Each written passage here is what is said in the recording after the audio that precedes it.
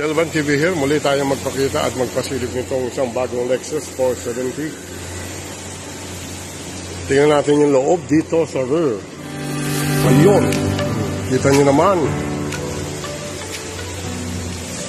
Ito yung pinapatindin namin. Tapos meron ditong TV monitor. Kaya kung ang pasahero ay naiinip, pwede manood dyan. Tapos meron ditong pang tinted, pang fixing. Ayan. Ayan ang pasilip natin dito. Tingnan natin yung tangke. Wala. Parado.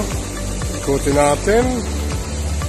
Yan ang ating pasilip ngayon. Lexus LX 600. LX 600. Yun o. Lexus. Ayun. Bumukas na. Bumukas na ang telon. Ay, hindi pala telon. Yung bukas. Ayan ang kanyang loob. Iyan, upuan to. Upuan pa to. Nakatiklop lang at saka yung nakatiklop. Ayun, di ba? Ang laki, no? Ang luwang.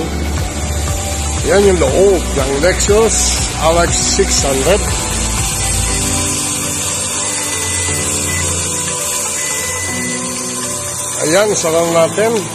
Medyo maingay lang dito kasi may nagbabapping. Yun, yung side naman ito, ang pakita ulit natin. Yun.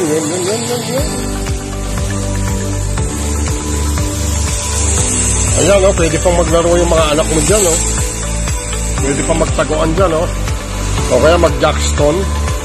Yan sa loob.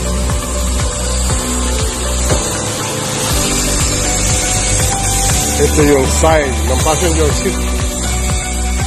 Wow, diba? Ang ganda. Ganda.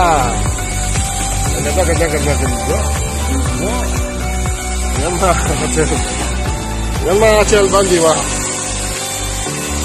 Sino kaya ang nangangarap sa mga aking manonood dito sa ating video na to? Na nangangarap magkaroon ng Lexus? O kahit hindi na Lexus? Ayun. Ayan, dito naman tayo sa loob.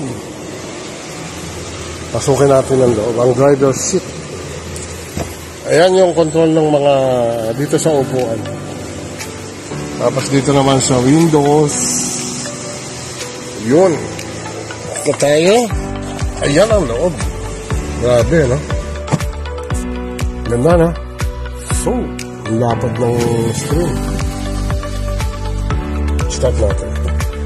Ito ang push button start niya. Yun, start na. Diba? Yun, Yung ba si LX? Yung ba si Lexus naman? Tingnan. Maps. Ay, may cellphone kami doon. Yan lang naman, pasilip natin, mga ka-cellphone. Kung gaano kaganda ang loob ng Lexus. Yun.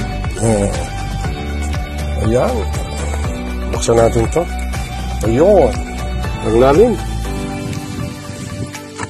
At ito pala, yan may ilaw.